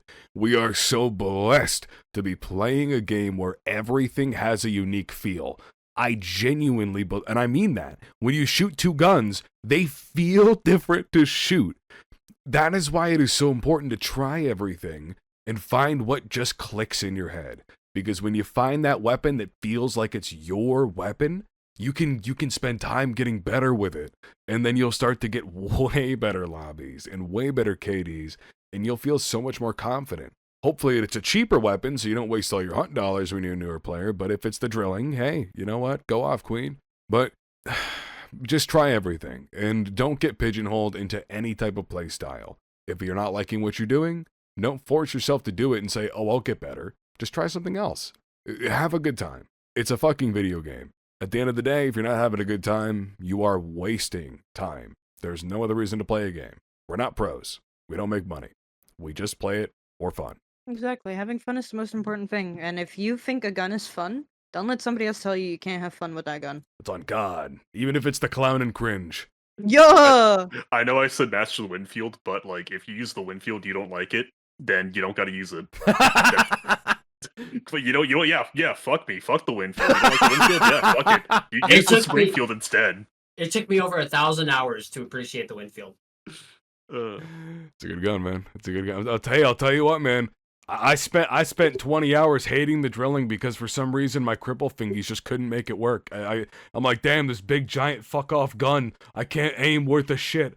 But hey, once it started to click, and then all of a sudden that dumb slug started going ballistic, and I love the drilling now. I love the drilling. It's so good. It's a one-man arsenal in itself. You can not even take a secondary if you want to save money just buying the drilling. It's so good. Drilling upper mat, my go-to right now. Drilling hand crossbow, my beloved. That was a good topic. I love trying to help new players. By the way, I'll just plug it here. Our community Discord, we're all in there right now. I mean, we're all in it. We're in a call right now, but we're all in it. Highly recommended. And that's not a plug for me. I don't gain anything from you joining the Discord. But for the most part, everybody in there is very welcoming for new players. If you are ever feeling unwelcome in the hunt space, and I don't blame you for that, it's super fucking easy to feel unwelcome in the hunt space if you look at the subreddit or the Steam forums. Just don't be afraid to hop in there and just say hi to somebody. Try to find somebody to play with, even if somebody's a higher MMR. They'll do their best to help you. Trust me, we try to be as well integrating, or we try to be as open and welcoming for new players as we can be. So if you know anybody that's trying to play the game, thinking about trying the game, even if you don't have it and you just want to talk about the game, hop in the Discord. Link below. We'd be happy to have you in the lodge. What the fuck else did I have to talk about? Oh, our lore segment! Ha! I will tell you what, I made a short about her today. Fuck it, I'll talk about her again. Lismala, dude. Awesome. I awesome. got a controversial opinion. Oh God, what is your controversial ashes to ashes, opinion? bush to bush. Lismala manifesto. If she ain't in a bush, she's on her way to a bush. Every Lismala player I've seen in the past 2 events. All right, I'm calling all of you out. All right, I'm calling all of you out. Disregarding the mains that Lismala has, she is an awesome character. Oh, she is. With cool lore and a very unique visual identity that is actually, and I mean that, because in Hunt, unfortunately in 2024, a lot of hunters they've added feel samey. You do have some standouts, but a lot of them do feel very similar in look to a lot of other hunters. I think Lismala stands out significantly. You could pick her out of a crowd. Yeah, no, I really like Lismala, and her story is really good too. I really like that they also dig into sudden folklore for her as well. Mm-hmm. Like, I really, and the design of Lismala is really unique. Like, I think the mask that she has is really unique. It's not something we've really seen before with the wraps around it, and also just the full body paint is really intricate about Lismala's design. And I also really like the guns that she comes with. Like, the weapon skins are very suited. They're very on theme with the character. And I also like that her choke bombs look like mini Lismalas, kind of. The mini They do look like Lismalas. Yeah, they do. And I'm I trying to still like find running the the, choke bombs of Lismala. Here, I got you.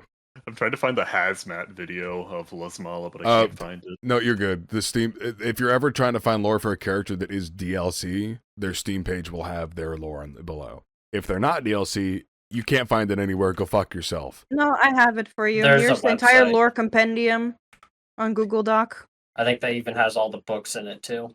Yo! Isn't it cool that we have to go to a third-party source to get this? Real. Isn't it awesome that this isn't just in the game? This is sick. I'm so glad they removed it from the game, and so glad that we're All right, never we're getting not- lore again. All right, we're not gonna act like even when the shit was in the game, we're 90% of Hunt lore still isn't in the game, even when the books were. True, but It's- the lore compendium has it all. This is made by somebody in the lore section of the Hunt Showdown Discord. This person has worked really hard on putting this all together. This is the most incredible resource for lore I've ever seen. I'm gonna have to look through this. On my They've own spent free time. over 100 hours in a single week making the first 400 pages. This is Oh my fucking God. awesome, dude. This is sick. Thank you for giving me this. But No problem. for the sake of this podcast, I'm just gonna read the Steam page. This guy. This fucking guy. So I'll read the Steam page, and then I'll have you fuckers read for the individual equipment that just came Yes. with her pack.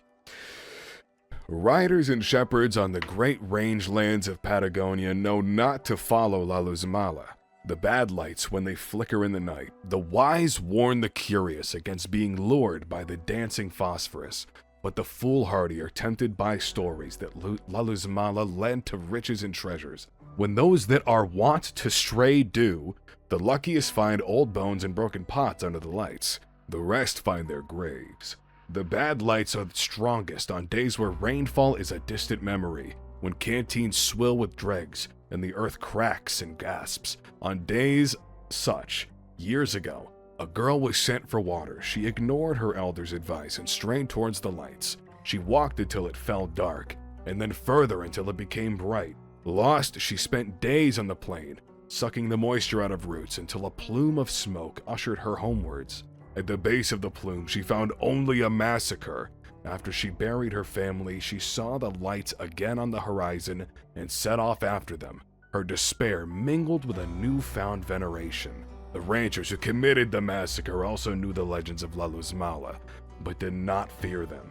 They believed them to be some kind of natural luminescence, nothing more. But as the years wore on and their hair grayed, when they saw the lights, they became more and more uneasy, as if the lights were looking back at them. Once their uneasiness set in, it soon blossomed into outright terror. Whenever the lights appeared, one of their number would turn up dead. The ranchers began to believe that the stories of the spirits of the unquiet dead. Some chased the lights, dared them to fight. Others fled, new lights blinking into their path from the depths of the darkened plain. The girl spent too long as the ghost in the glow. She could no longer distinguish herself from La Luzmala, and though her vengeance was sated, the light still guided her on. The legend of the bad lights spread, and soon even the bayou was said to flicker with the threat of Luzmala. I fucking love that lore, dude. It's so cool. It is really cool. I I like also the... like the trailer a lot. Like the Oh, way they no, the trailer's showcased cool. her. Yeah. Mm-hmm.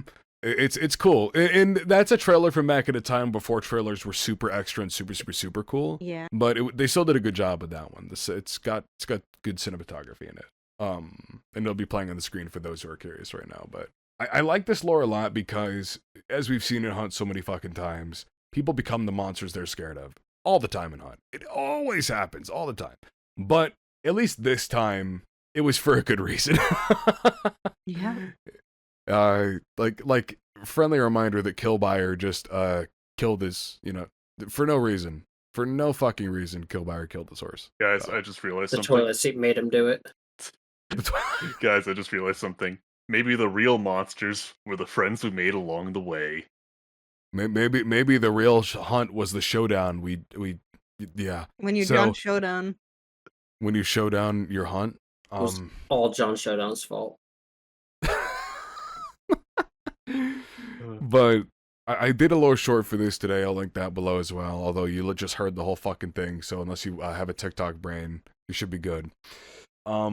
Looks really cool. Lore's really cool, and it's another hunter where I don't know if she has additional lore and events. Does she? No. Yes, she does. A letter between her and Concubine.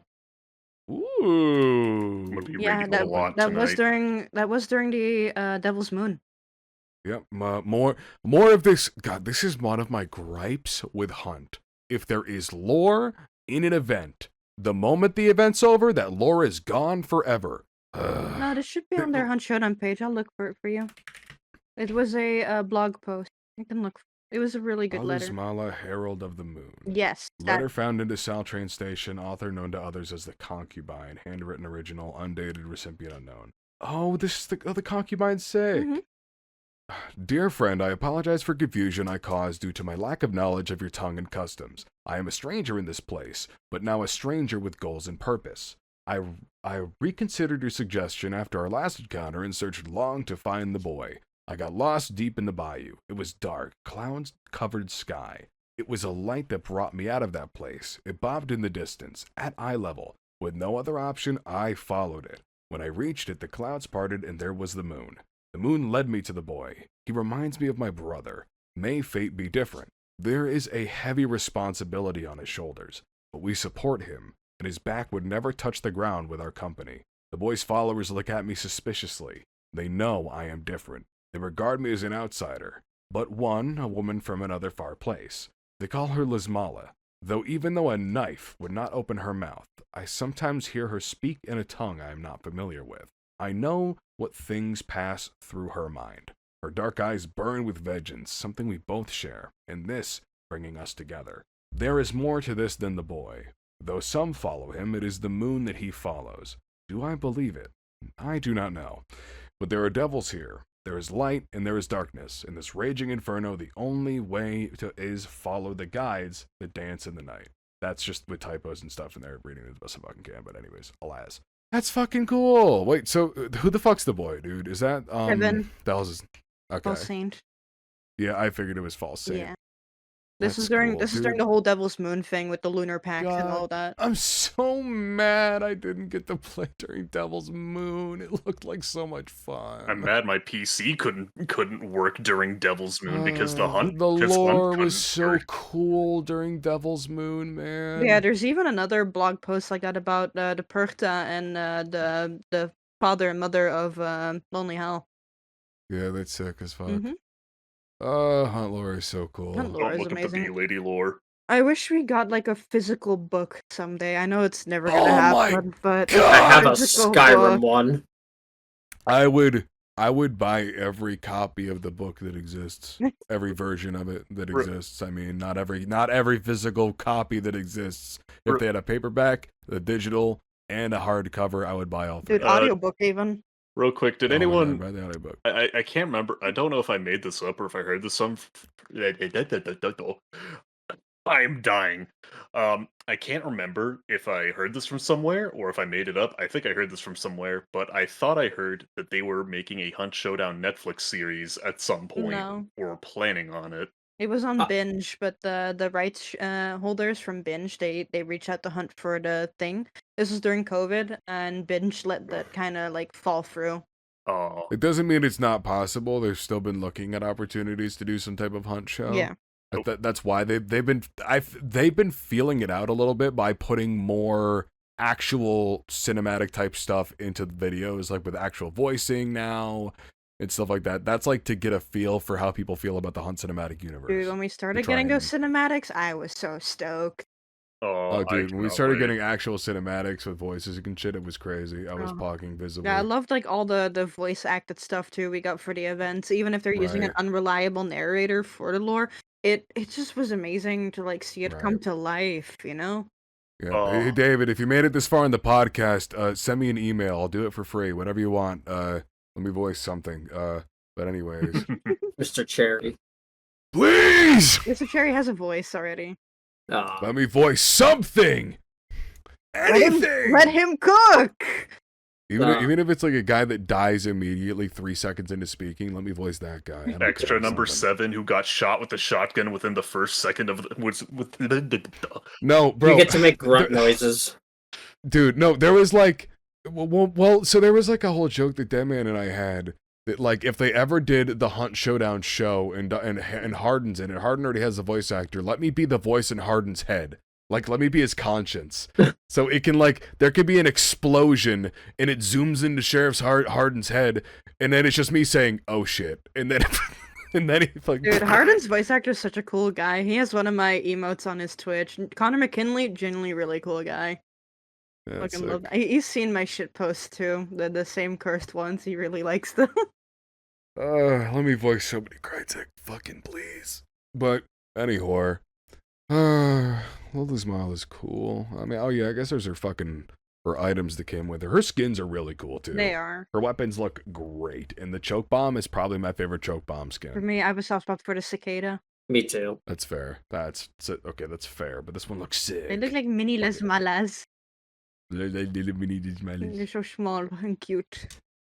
I mean, there's like 3 sentences. I'll fucking read it. How do you pronounce that? Raismala? No idea. The arid plains that saved Lizmala as she wandered only nourished her with roots. The roots twined around this Caldwell conversion chain pistol serve as a reminder of salvation and damnation.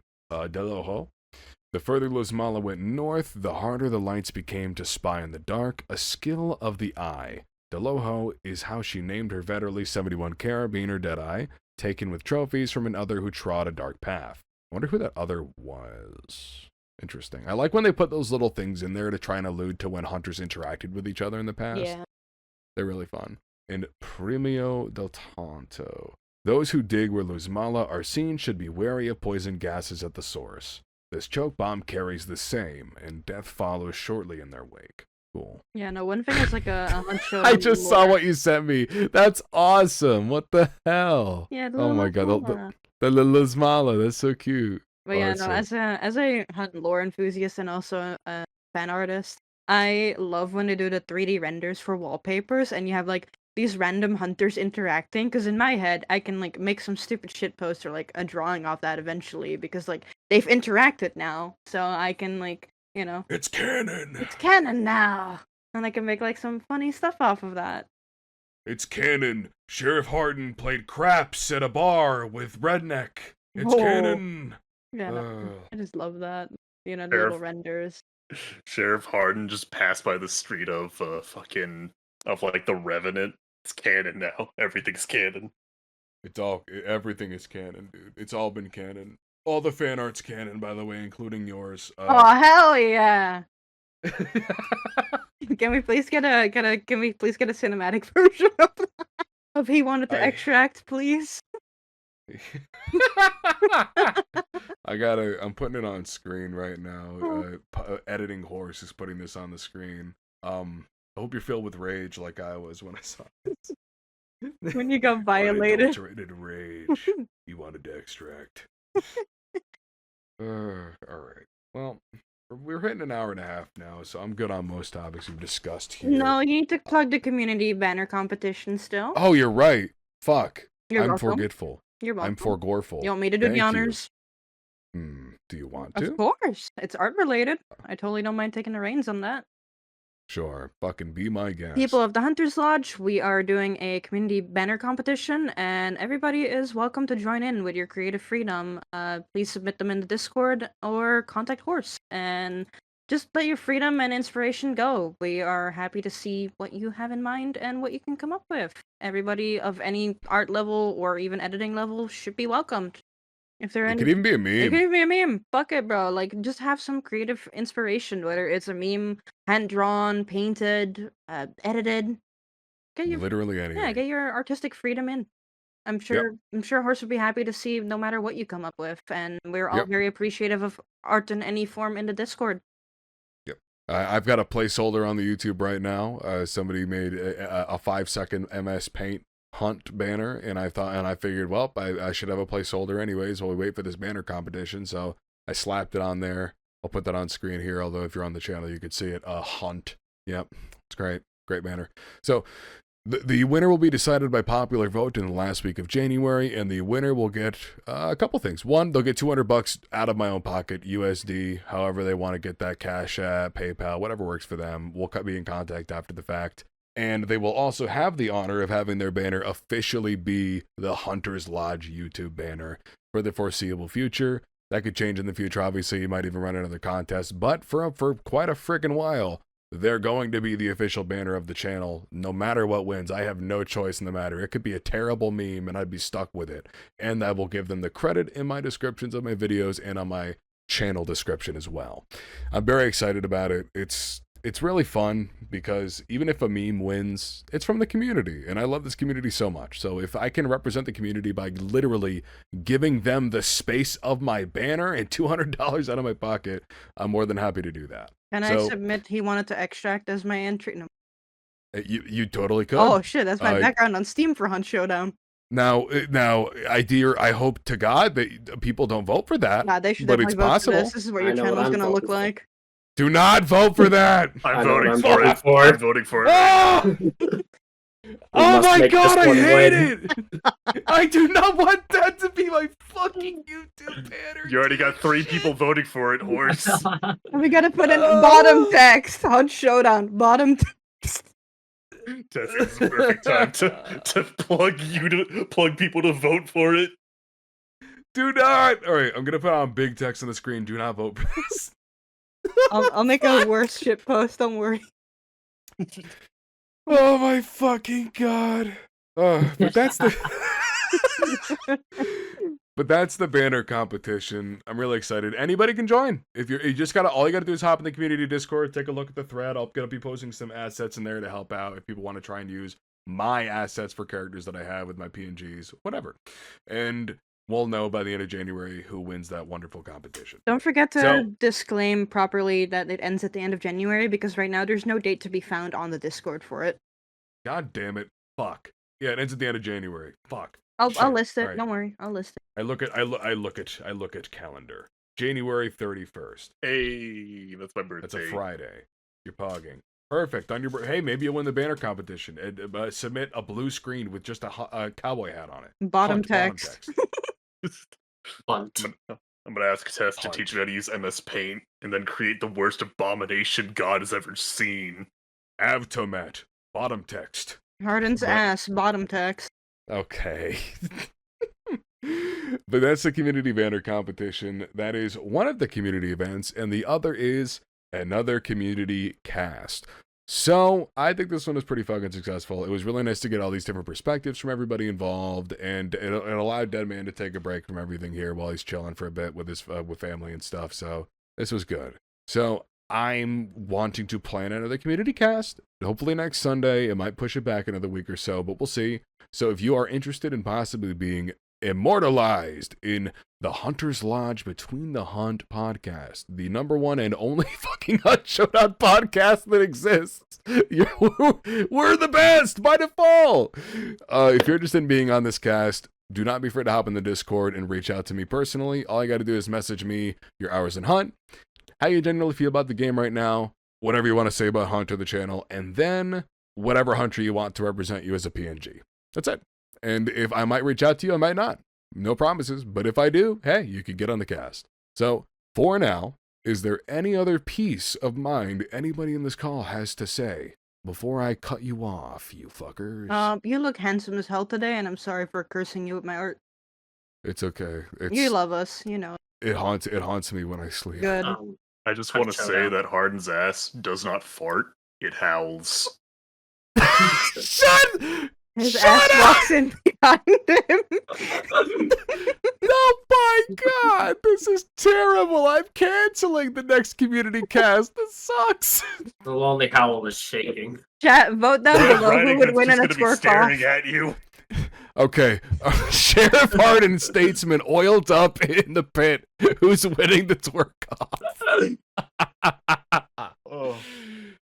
By the way, don't vote for that. Do not vote for that shit. It's not me. I swear to God, if that wins the banner competition, I'll cry too. I'm getting demodded. I'm getting banned from the community if that wins. Guys, please vote. But before we go, is there anybody in here? Well, tell you what, anybody in here, where can they find you? We'll go right to left like we've been doing. Where can people find you? Starting with Marksman's Blessings on Twitch and in the Discord as Tessie Devil and on Twitter as Tessie Devil. Yeah, speaking of commissioned test to do this new profile picture. I'll pop it up on the screen here with like some Chad music or something. If you want to get your own commission of some kind, don't be afraid to reach out. They're fucking awesome. Yes, sir. Mr. Sylph, where can people find you? In his If home. there's anything. Yeah, like you can add me on Discord if you want to talk about Hunt, but I don't have any socials or anything. Totally fine. Hey man, most hunters are completely AWOL. They are hiding in the bayou, so I respect it. It's your method acting. I'm just hiding out And in Fort Karmic. And you, Rome, is there anywhere people can find you, if you wish? Let's see here. I mean, I guess in your server, and Yeah! and that's really about it. I don't. Hunter's Lodge! Yeah! Hunter's Lodge. Other than that, there is also a Warframe Discord that I am a moderator on, but like I don't think anyone's going to go out of their way to find out which server that is, or even attempt to join that server. So, yeah, they can find me in the Hunter's Lodge, probably begging people to play with me. And yeah, that's about it. I'm probably also gonna be eating a jar of mayonnaise, and they're gonna audibly be That's hearing totally a fair. fan and like rain noises and like a dog barking because she saw a deer outside and she wants to eat the deer and chase the deer, even though she has no idea how There's to no kill better deer. person to play with, bro. There's no better person to play with. It's like a challenge. It's like a challenge. It's the no hearing challenge for Hunt. You get no comms, nothing. You just hear mayonnaise and dogs. Perfect. And you know where to find me. You're literally here. So In your home, in your wall. in my home, in my car, I exist on in my Earth. closet. In my closet. Get the fuck out of my closet. Well, I feel we comfortable. can already hear you when your fat ass enters the room, Bruh. bruh. I like being in the closet. I don't want to come out. Oh. Oh, and if you ever wanted to support a small creator, by the way, this is a pretty cool channel. You could totally do that, you know, like membership or Patreon or whatever, you know. Do it. I'm putting people on the screen here. These guys are awesome, by the way. You get nothing for being a member. You get literally fucking nothing. And I'm upfront with that. I'll tell you, like, hey, I'm too busy to barely make stuff happen for the channel. I can't do anything for you. And people still do it because they want to see more content and support me, and it makes my heart swell. He'll give you a high five. I'll give you a firm high five. And plus, you get to be on the screen at some point in every video I make. Even the shorts, I started doing that. So you want to be immortalized in the Hunter's Lodge. Don't be afraid to support for even $1. But as it stands, that is all she wrote. We covered all our topics. We did our lore segment. We didn't do that last time. That's fucking crazy. And we had 3 co-hosts today, which is exciting to see. So don't be afraid to try and be on the next cast yourself. Discord below. Cheers. Anybody else have any piece to be said? Hot Showdown. John. Yes! Bottom text. Bottom text. Avtimat bottom text. Thanks Arden's everybody ass for bottom watching. text. See y'all later. Fuck. Goddamn. Fucking me too.